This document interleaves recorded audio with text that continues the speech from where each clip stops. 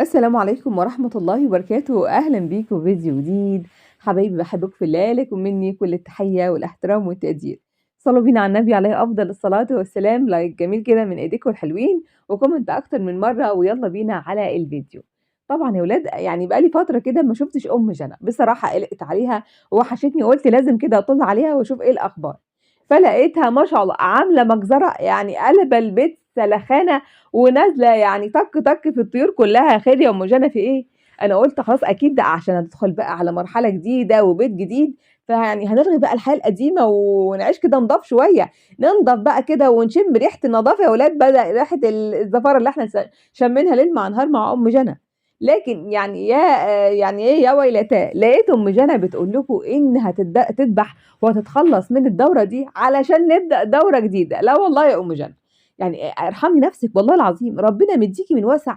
ليه حضرتِك يعني مش عارفة حاطة نفسِك في قالب يعني الناس اللي مش لاقية وهتموتي، يعني زي نفس التعليق أنا باعتذر اللي دخلت وقالت لِك أنتِ هتموتي على الجنيه، فقالت لِك لا يا حبيبة قلبي أنتِ وأنتِ هتموتي على إيه؟ في فرق كبير على فكرة جدًا، جدًا بين كلام الست وكلامِك أنتِ. طبعًا ده كان في تعليق مثبت عندها في إحدى الفيديوهات، اللي هو تقريبًا مش فاكرة والله الفيديو امبارح والّا اللي قبله، حاجة زي كده. المهم دخل صاحب التعليق لإن أم جنى بتقول لكم إنها دبّحت الفراخ في فيديو، ويعني نزّلت لكم يعني طبعًا على القناة، وطبعًا باقي الفراخ لمّا نزّلناها في فيديو إحنا يعني أم جنى ما شاء الله، يعني بُصّوا عايزة أقول لكم ما فيش حاجة ما بتاخدناش معانا فيها غير بس دخول بيت الراحة. يعني مش تحبش تريّحنا معاها في بيت الراحة، هو ده بس إحنا تحكي لنا على التفاصيل على فكرة، والله ما بتحرمنا من حاجة أقسم بالله، بتحكي لنا على التفاصيل اللي بتحصل في بيت الراحة، لكن ما بنشوفش المشهد حقيقي. هو ده الحاجة الوحيدة، لكن غير كده لأ. وتطلع أم جنى تقول لكم: "هو أنتم تعرفوا حاجة عن حياتنا؟ أُمّال هو أنتم تشوفوا حاجة؟ ده كل اللي إحنا بننزّله لكم هو 10 دقايق من 24 ساعة يا جماعة." لأ، والله العظيم يعني أنا مش عارفة والله العظيم أنهي 24 ساعة وأنهي 10 دقايق بالضبط يا أم جنى. المهم فأم جانا كانت زعلانة جدًا لإن الحاج صاحب اليوتيوب ربنا يبارك له ويطوّل في عمره ويدّيه ويهنّيه، حرمنا من الفيديو بتاع يعني ذبح الطيور وأدّاها علامة صفرا. فأم جانا يعني ممكن تنزّله على فكرة، لكن هي أبت، لإن الحاجة اللي ما تجيش منها جنيه يعني تغور في داهية. وقالت لكم إنها زعلانة ومقهورة إن الفيديو اللي تعبت فيه وشقيت ما نزلش. تعبتِ يعني وفي طبعًا أنا مش بانكر تعبِك والله، لكن تعبتِ فيه عشاننا إحنا والّا عشان حضرتِك؟ يعني إحنا كنا هنستفاد إيه؟ ده حتى طريقة الذبح للأسف الشديد طريقة خاطئة مليون في المِيّة. طبعًا وإحنا شُفنا قبل كده وأنتِ واقفة وماسكاها ومن غير ما تسمّي عليها وحاجات كده غريبة وعجيبة. فأنا باشكر جدًا، جدًا الحاج صاحب اليوتيوب، ويا رب، يا رب كده ياخد باله من الست هناء المغتربة، ويعني ويحظر كام فيديو عندها، إحنا تعبنا والله العظيم. تخفِّف كده علينا شوية يا حاج. ما علينا، نرجع لمدام مين، نرجع لأم جنى. المهم فلقيتها يعني حاضرة يعني الحاج مازن جوّه العِش، والله، راجل كده يعني رقبته مقطومة نُصّين وعمّال يقفّش في الفراخ. لأ والأكتر من كده إن قالت لكم قبل كده إن مازن يعني ما شاء الله عليه، اللهم بارك، يسمع الأذان من هنا ويجري ينُط على طول على المسجد، ومخلّي العيال نفر، نفر ما حدّش فيهم يغمض عين غير لمّا يصلّي. قُلت الحمد لله طلع من الناس دي حاجة نحتذي بيها، لكن والله يا ريتنا ما سمعنا، ما لحقناش نفرح والله يا أم جوجو. لقيتها لكم الحاج مازن بيقول لها المسجد بيأذن صلاة العصر، فقالت لكم: "يا ولاد صلاة العصر هتروح تصلي." قال لها: "ما شاء الله عليك يا حاج مازن." "لأ مش هتروح." "ليه يا حاجة؟" "عشان هتقعد هنا تقفّش الفراخ." طبعًا ولا كلمة ولا نفس ولا حدوتة، الراجل يقدر، ده كان يعني هيتذبح مع الفراخ وأهو يعني ناكل بقى على شوربته أحلى رز وأعمّر في الدنيا كلها، يعني مش عارفة بصراحة من أنهي ناحية. فالراجل ما شاء الله لا صلّى مغرب ولا عصر والله ولا عِشا حتى، وأم عليكم ليّا حلفان، والله العظيم. العِشا بتدَّن في نفس الفيديو طبعًا ما شاء الله، وبيقيموا الصلاة، والراجل حتى يعني خاف لا يطلب منها يروح المسجد، هو عارف هيكون مصيره زي الديك والفراخ اللي مسكها من شوية، يعني طبعًا أنتم عارفين بالباقي. المهم أم جنى بقى قالت لكم يا ولاد أنا هاذبحهم، وما شاء الله ذبحتهم كلّهم اللهم بارك، أو تقريبًا جزء منهم مش عارفة، وبعد كده أخدتهم تحت وحشرت نفسها وحشرتنا في المطبخ، اللي أنا مش عارفة هي لحد دلوقتي طايقة تقعد فيه إزاي يعني. لو إحنا معناش تمام، لكن ما شاء الله حضرتِك صاحبة الملايين، يعني إيه اللي زنقك على كده مش عارفة. المهم وقالت لكم: "يا جماعة شُفتوا اللي أنا من الصبح وأنا يعني بانضّف الفراخ اللي بانضّفها باحطها في الطِش ده، أنا بقى بصيت عشان أتعلم نضافة الفراخ من أم جنى، يعني دي حاجة يعني نطلع منها من محتوى، فلقيتها مسكت الفرخة اللي هي نضفتها ووريتها لنا من جوّه إن لسه فيها بيض، والله العظيم زي ما باقول لكم كده، وقالت لكم هم دول الفراخ اللي منضفاهم بصوا كده كويس، دخلت معاها جوّه وحطيت راسي يعني باعتذر في مكان كده حساس تمام، ودخلنا جوّه الفرخة لقينا في بيض، يعني هو ده نضفتيه؟ أنتم هتاكلوها وهي ما شاء الله تسلقوها فنسلق البيض يعني ونبقى 2 كده في واحد؟ مش عارفة ده ميكس يا ولاد، ده جديد والّا حاجة في مصر أنا مش عارفة، يعني يمكن أنا متخلفة شوية. المهم بعد ما نضّفت كمية الفراخ دي كلّها بتقول لكم إن صوابعي مش عارفة كلمة معناها يعني بشننت يعني أو يعني ادعكت أو المَيّة المهم هرتها. طب وعلى إيه كل ده؟ يعني حضرتِك يعني ما عندكيش المقدرة مثلًا إن أنتِ تدفعي 5 جنيه، ده أنا مش هاقول لِك يعني حاجة كبيرة ولا حاجة يا أم جنى، حضرتِك ما شاء الله دبحتِ ووفّرتِ وعملتِ يعني مزرعة وخليتِ البيت كلّه ريحته يقرف، مش مشكلة عادي، لكن 5 جنيه على كل فرخية نودّيها راجل يسترزق على الأقل بتاع الفراخ، يعني مش بتشتري منه فراخ، على الأقل ياخد يعني حق الدبيح وينضّفها لِك ويجيبهم لِك زي الفل، اغسليهم كده وحطيهم في التلاجة، لكن إزاي، إزاي؟ أمّال نطلع بفيديو إزاي وأم جنى توفّر إزاي وتكنّز إزاي وتتمرمط إزاي واتمرمطنا معاها وريحتنا تبقى زفرة إزاي؟ مش عارفة بصراحة، والله أنا ما عارفة يعني أنا باحس الناس دي عندها مرض نفسي، لإن الإنسان ربنا مدّيه الفلوس عشان يستمتع بيها، ما يبقاش عنده بذخ زيادة أو يعني مُسرف زيادة ويبذّر، لكن على الأقل إن أنا أرتاح، أريّح نفسي، لكن أشهى وأشقّي الناس اللي حواليّا معايا، وأطلع بقى تاني فيديو رقبتي وضهري وجسمي ويعني وطبعًا ده اللي قاله لِك السِت في الفيديو، قالت لِك: "يا حاجة أنتِ نسيتِ الرقبة، عملتِ كل ده وما حدش سمع ليكِ صوت ولا قُلتِ رقبتي ولا ضهري ولا كتافي ولا المرارة كل الأمراض دي اختفت فجأة، فقالت لها لأ، يعني أدعي عليكِ وأقول لِك يعني ييجي لِك اللي فيّا، لكن يا حبيبة قلبي بالبسها شوية واريّحها شوية، يوم ما أكون عايزة أنكد عليكم وعلى اللي جابوكم أطلع أقول لكم ده فيّا وما عليّا وكذا، ويوم ما طبعًا يعني إيه النشاط والحيوية زي ما أنتم شايفين كده. ولا حول ولا قوة إلا بالله العلي العظيم. تعالوا بقى ندخل مُحْمُح حبيبة قلبنا كلنا تمام، والحتة الشمال على رأي سِت سُهى عايزة أقول لكم أخيرًا اتطمنا عليها، بقى لنا 4 أيام مرحومين محرومين باعتذر منها، فقُلنا يعني إيه الغيبة دي؟ وطبعًا لا يخفى عليكم المنهج المُحْمُحي اللي هو إيه، طبعًا ندّيكم فيديو كده حلو وانتعشوا وتفرحوا وتنبسطوا معانا وتاني فيديو لازم ننكد عليكم وعلى اللي جابوكم، هو ده المنهج يا ولاد، أنتم عايزين كده تفرحوا معانا وتنبسطوا ويعني وتبصوا لنا كده بعين رضية، لا، لأ، يعني أنتم ما تعرفوش اللي مدفوع فيهم قد إيه. المهم فدخلنا لقيناها ما شاء الله عليها وعلى التقى وعلى الإيمان وكاتبة في عنوان الفيديو تقريبًا كده استنوا أشوف عنوان الفيديو، المهم لميت نقطة السبوع كله وما دخّلتش جنيه منه بيتي، أهم حاجة رضا ربنا. ما شاء الله عليكِ، بركاتِك يا حاجة موحة، اللهم بارك. دخلت أشوف بقى يعني فيديو الورع ده، إن أنا مش كنتش أبدًا منتظرة الفيديو ده، والله أنا كنت منتظرة فيديو سماحة تطلع لنا وتقول لنا تعبانة وباموت ومش قادرة ويعني وباكح وبارجّع يعني بُصّوا عايزة أقول لكم حاجات كتير، فدخلت بقى أشوف لإن يعني فعلًا هي خيبة ظني، فدخلت أقول بسم الله، لقيت موحة فارشة لنا الفرشة يا ولاد وماسكة يعني كل النقطة وفارشاها على السرير، هو بس يعني سؤال صغير زنقت عليكم الشقة كلّها، ما فيش مكان نصوّر فيه غير السرير خلاص؟ يعني الملك لإن إحنا عندنا الأمير يمني يبقى الملك بقى أبوه ما شاء الله، الملك أبو مالك الملك أبو مالك يا ولاد يعني رافع الأريال كده على طول، لأ، وما شاء الله تحس إن هو دلوقتي لأ، بقى في كده نوع من أنواع التقدُّم، التطوّر، بقى يعني بيكلّم موحى تحس إن هو في كده نوع من أنواع الsystem بينهم أو يعني مش عارفة اللي هو إيه، الانسجام يعني قبل ما تقول حاجة يبقى هو طالع بيها.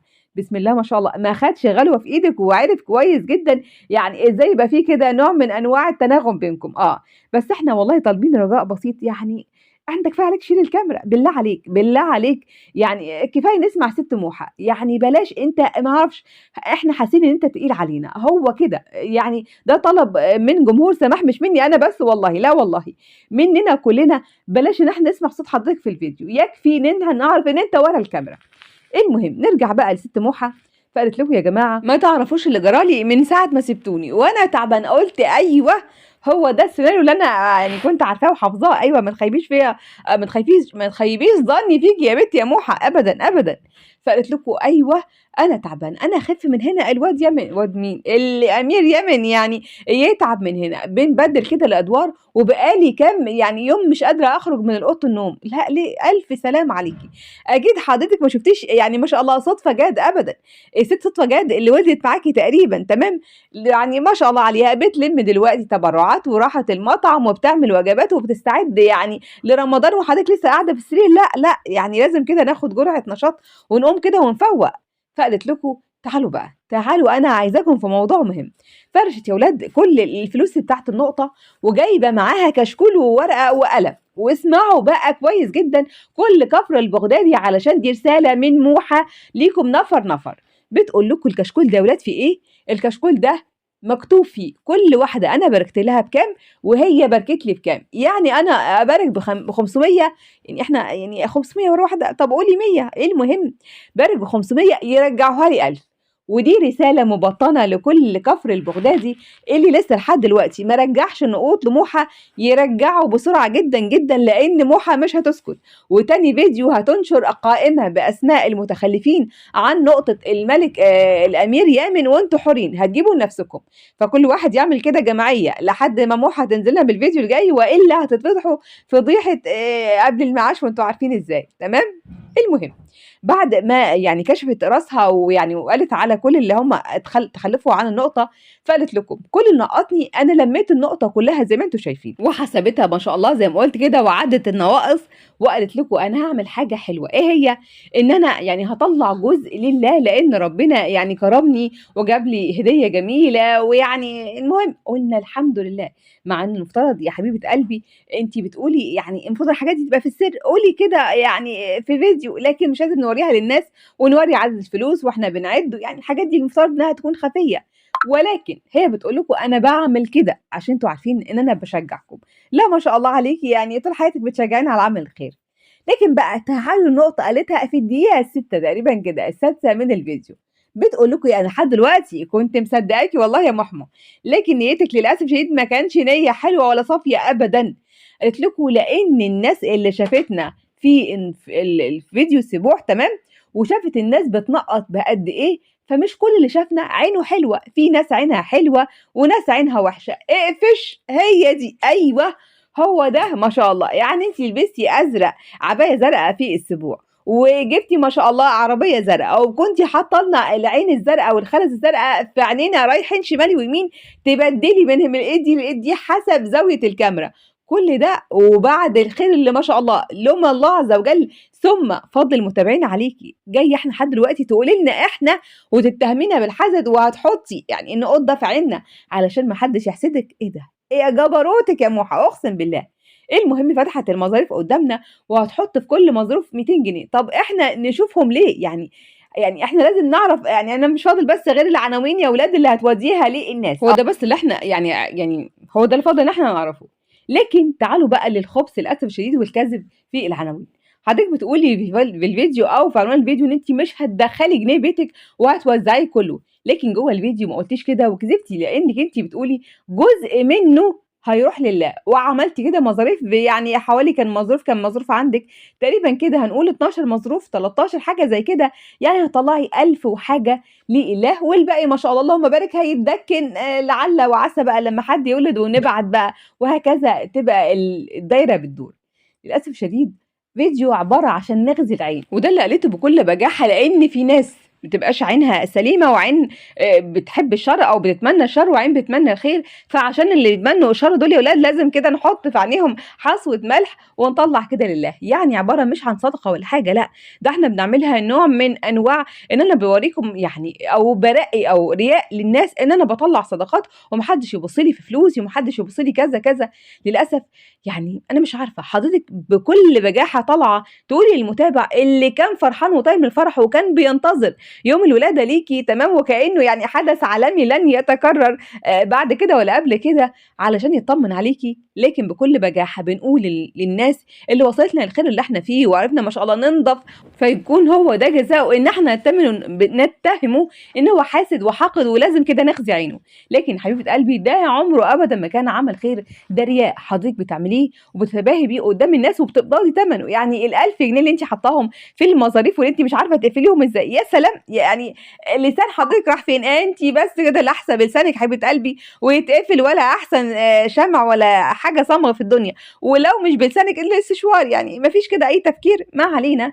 للاسف زي ما قلت كده، اللي بيحب يعمل لوجه الله تعالى عمره ابدا ما يطلع بالصوره اللي انت طالعه بيها. ده حاجه. تاني حاجه، الفيديو اللي انت طلعتي زي ما قلت كده ووريتي الناس ان انت ما شاء الله هتتبرع يا اولاد ب 200 جنيه حته واحده، يعني ما يجيبوش فرخه والله دلوقتي في مصر، ما شاء الله عليكي.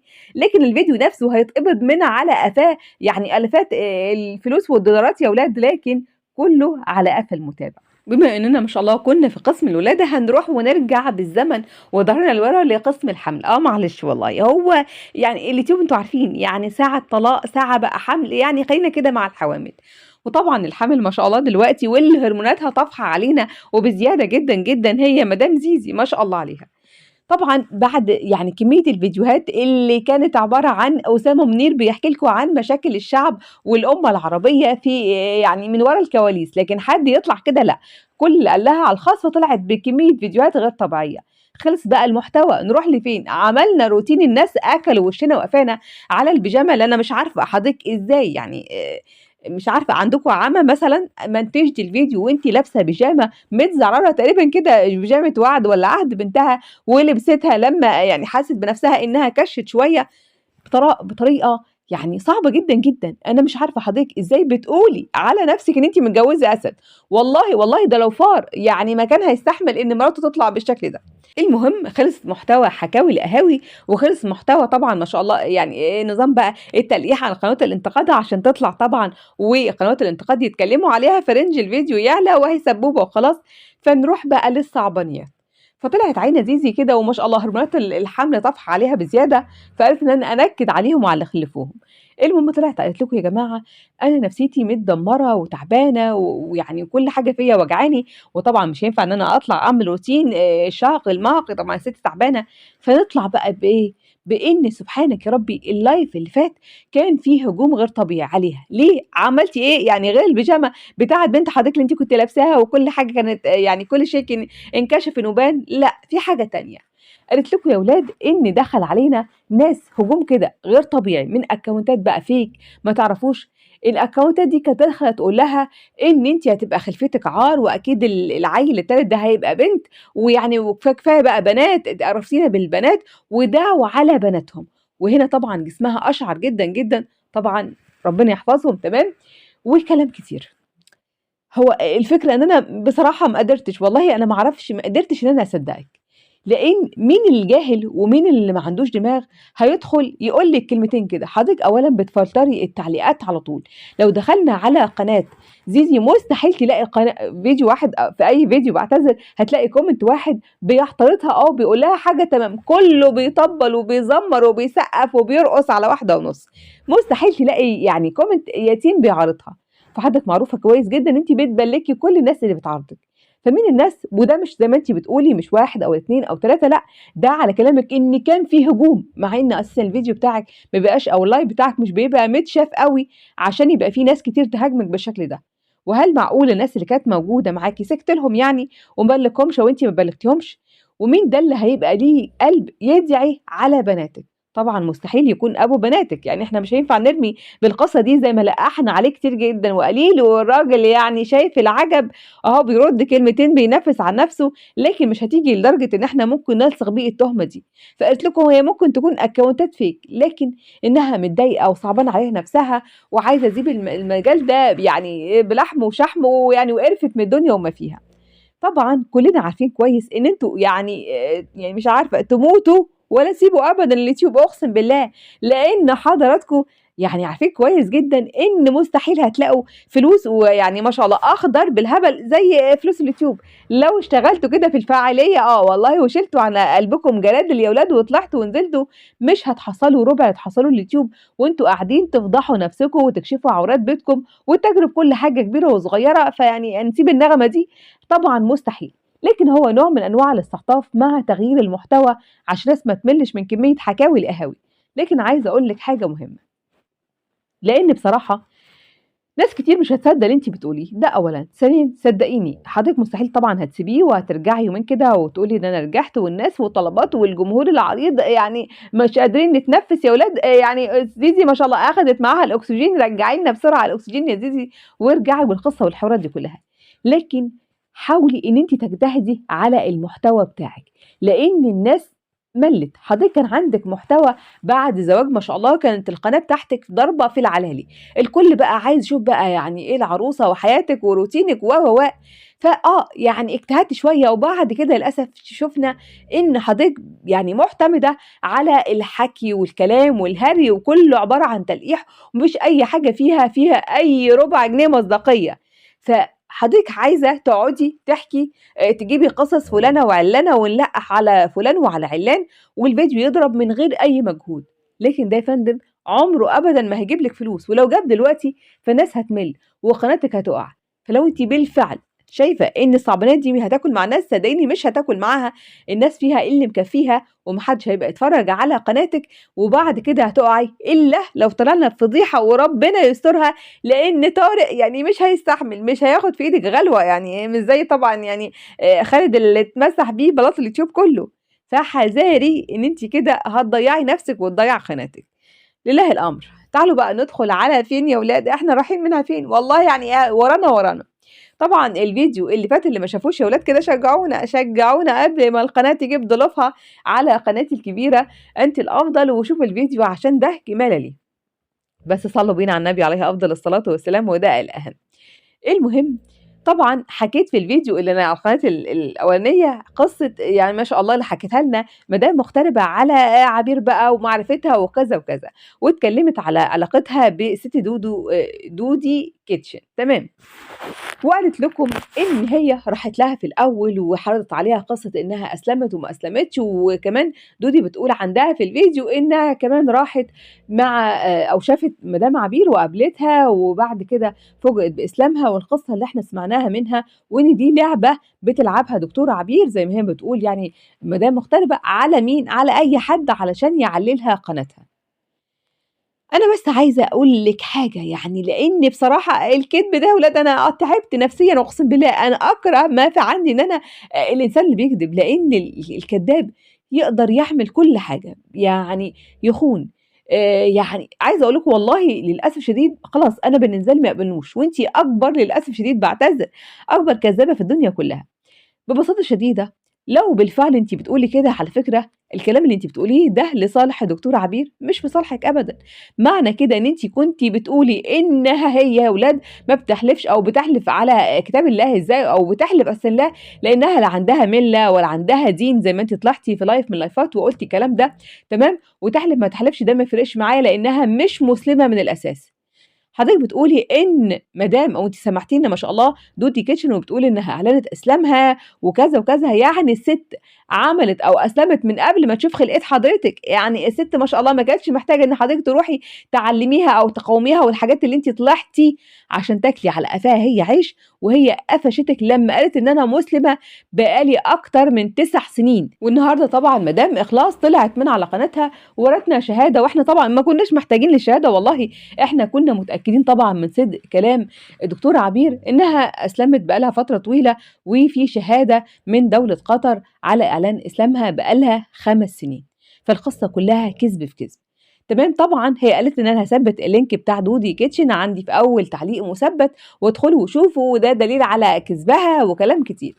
لكن لمّا دخلنا على الlink لقينا إن للأسف دودي يعني خافت منِّك، والله يا ست لا تتحط يا ولاد، يعني في طابور طبعًا ما شاء الله الطابور العريض الطويل اللي أنتِ بليتِ عليهم ويعني وقرفتيهم في عيشتهم، وكان وشِّك عليهم وش يعني الشُم والحُم والله ودمّرتِ حياتهم، فالست نفدت بجلدها وقالت لك يا فكيك، فمسحت الفيديو من أساسه وقالت لِك اوعي تجيبي سيرتي، لإنها زي ما قُلت كده كانت بتقول يمكن لمّا أسافر مصر أقابلها، يمكن نبقى أصحاب، فقالت لأ، لأ اوعي، اوعي تقرّبي منها، صدقيني دول مش زي باقي الضحايا، لإن دودي ما تعرفهاش حضرتك، إحنا اسألينا إحنا اللي نعرفها أنتِ لأ خالص، تمام؟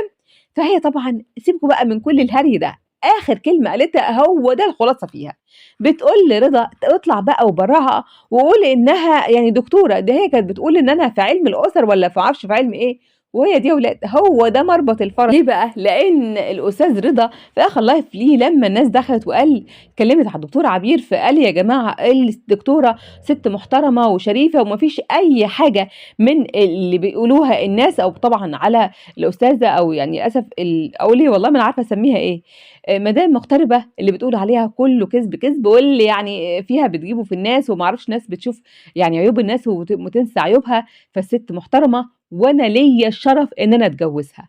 طبعًا هو قال الكلمة دي وبوردو كلّها ولعت يا ولاد وشُفنا الصواريخ يعني ما شاء الله ضرب نار في الجو، أيوه هو ده اللي هي بتعمله، الست مش قادرة إزاي تطلع يعني من كمية الغِل والحقد اللي فيها من الدكتورة عبير لإنها شايفة إنها إنسانة محترمة، رغم اللي بتعمله فيها لإن يعني سبحانك يا ربي ما حدش يتحمّل والله العظيم كمية الافترا والتدني في الأخلاق وقلة الأدب والمسخرة وسَب العرض والشرف اللي بتعمله فيها بشكل طبعًا يعني مش عارفة شكل مُقزّز جدًا، جدًا علشان تأذيها، فباكتشف إن بعد كل ده إن هي اللي بتتأذى، والدكتورة عبير الناس بالعكس بيزيد ليها احترام وبيزيد بيها الناس بتثق يعني سبحانك يا ربي من غير ما تتكلم بالفعل والله ربنا بيجيب لها حقها بكل تشويه. الست ما شاء الله تشوّهوا ليها فتلاقيها هي اللي بتتشوّه، والناس بتشوفها على حقيقتها وإزاي إنها ست مفترية متبلية بشكل طبعًا غير طبيعي، وقُلت لكم في الآخر أصل أنا قلبي حنين وأنا قلبي طيب وما باحبش يا ولاد أطلّع سر حد وأنتم عارفين يعني ما شاء الله عليكِ، بعد كده إحنا مش هنعرف يعني